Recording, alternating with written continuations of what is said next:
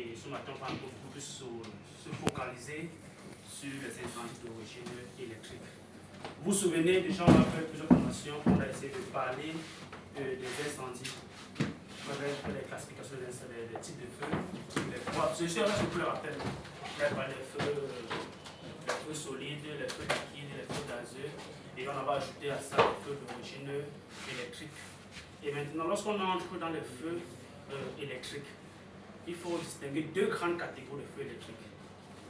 La première catégorie, c'est les feux qu'on appelle les feux électriques de haute tension. Ils sont soit peut-être sur les lignes de transport d'énergie électrique de haute tension ou bien dans les centrales de production électrique.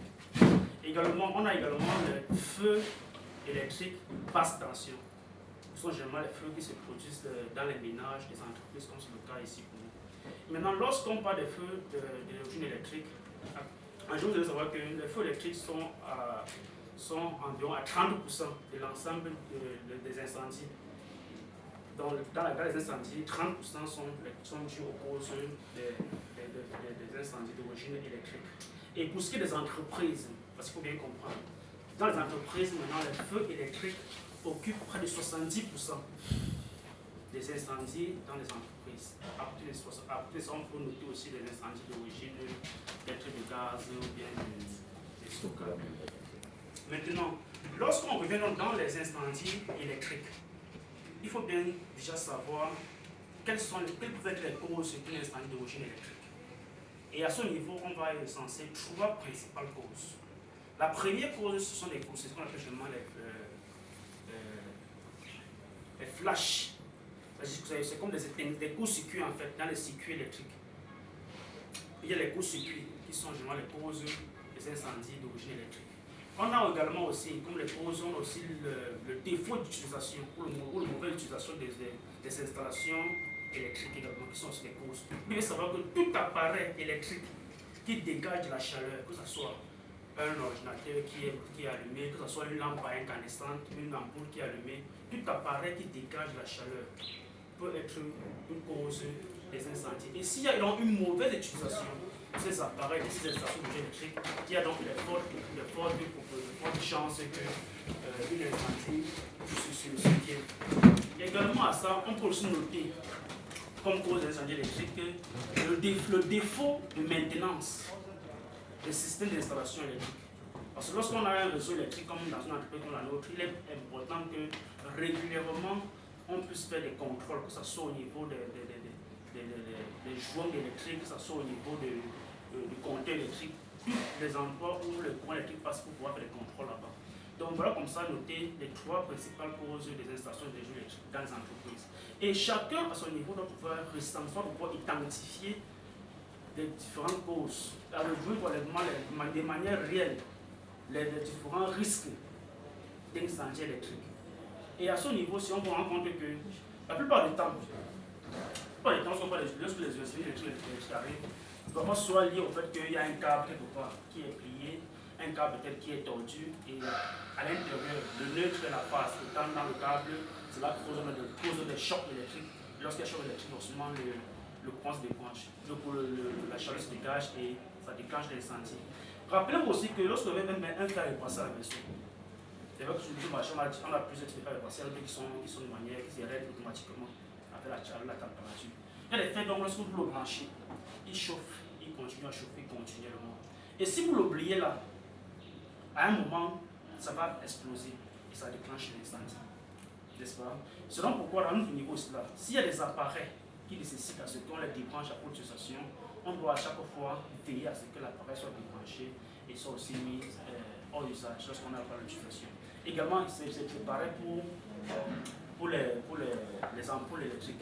On va pouvoir les débrancher lorsqu'on a fini devant le bureau, débrancher pour pouvoir prévenir ces différents risques également. Il y a aussi au niveau des serveurs, dans beaucoup d'entreprises, au niveau des serveurs, c'est souvent là le point de départ des incendies. Alors à ce niveau, qu'est-ce qu'on fait généralement? Soit on les refroidit, soit c'est des enseignes qui sont refroidies, soit à travers des climatiseurs qui sont orientés sur ces serveurs-là. Parce qu'il y a beaucoup de chaleur qui dégagent à ce niveau. Et le risque sanitaire est très élevé. Parfois aussi, on peut utiliser un ventilateur. pour refroidir au niveau du serveur afin de prévenir les risques d'incendie d'origine électrique. Et sachez que le but de faire une prévention, c'est d'abord pour protéger les personnes, parce que le premier but de la prévention, c'est protéger les personnes. Ensuite, le deuxième but de la prévention, c'est justement protéger les biens. Protéger les biens. Parce que lorsqu'on protège les biens, on a la garantie. Lorsque les personnes sont protégées et qu'on a protégé les biens, on a au moins sûr qu'on peut continuer à travailler dans notre espace de travail. Or, si cela n'est pas fait, si on ne permet pas à se protéger d'abord nous-mêmes et à protéger les biens, on n'a pas la garantie qu'on peut continuer à travailler dans notre espace. Et maintenant, la troisième règle, le troisième but pour moi de la prévention, c'est surtout aussi de... Faites ça comment? Le troisième but de la prévention, c'est surtout de réduire l'impact de l'incendie. Réduire l'impact, essayer de réduire. Et pour réduire l'impact, déjà, dans nos comportements, vous devez savoir que dans les bureaux ou bien dans les travail, on doit justement éviter de mettre ensemble les combustibles, les choses qui peuvent brûler. Ce qui n'est pas utilisable, on le met à côté. Ce qui est utilisable, on sait comment le pollution pouvoir limiter ces risques. Et autre chose aussi, qui est très important. Lorsqu'on parle d'incendie d'origine électrique, je n'ai pas voulu prendre en compte toutes les normes en ce qui concerne les installations électriques. Parce que très souvent, aussi, c'est cela pour la cause aussi pour pas produire.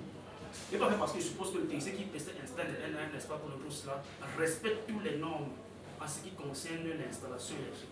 Si on dit qu'il faut utiliser tel câble, telle section, tel pas combien, il faudrait que le technicien soit capable de respecter ces normes-là. Si un espace comme le nôtre, c'est d'abord pour avoir des endroits où il y a des fusibles ou bien des disjoncteurs différentiels, il faudrait que le technicien respecte cela. Parce que s'il n'est pas respecté, forcément, les incendies électriques vont survenir lorsqu'il y a peut-être des surcharges électriques, lorsqu'il y a peut-être un retour brusque d'énergie électrique, il sera causé dans les incendies électriques. C'est pas parce que je suppose que l'électricien doit faire son travail en respectant les normes d'installation électrique. Donc, je crois que je ne peux pas être très long. Pour ce qui est des incendies électriques, voilà un peu ce que je pouvais apporter et partager avec vous. Merci. On peut me dire comment pour savoir que le technicien a respecté les normes d'installation? On peut faire comment savoir. C'est peut-être après qu'on a des petites barres de technicien qui nous a dit que bon, ici il a bien fait, il a mis un disjoncteur à cet endroit qui a peut-être une capacité d'un ampèremètre de peut-être un ampère de 15 ans, qui est conforme à l'énergie qui arrive. À notre niveau, est-ce qu'on peut savoir si le technicien est normal pour pouvoir supporter l'électricité qui arrive à cet endroit? Je ne sais pas. Mais pour ce qui est de l'usage des appareils pour fonctionner, pour voir le niveau, savoir que l'appareil est en train de faire une surchauffe et peut-être de brancher ou bien alerter la personne ressource pour pouvoir voir de quoi il s'agit. Donc voilà ce que je veux dire.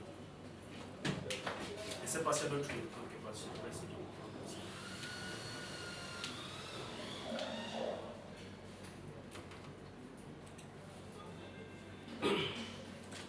Et je veux aussi qu'en terminant en disant ceci, vous vous souvenez que j'avais déjà parlé d'expérience extincteur. Et sachez aussi que lorsqu'il s'agit des incendies d'origine électrique, il y a un seul extincteur qui est adapté. L'autre, il y a la plante, l'extincteur à poudre qui peut faire face.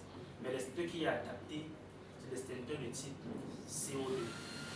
L'extincteur CO2 qui est adapté pour les feux d'origine électrique. Vous allez très souvent voir au niveau des bureaux, un peu comme sur le cas ici chez nous, au niveau des bureaux ou bien au niveau même du serveur, on a disposé à cet endroit un extincteur de type CO2.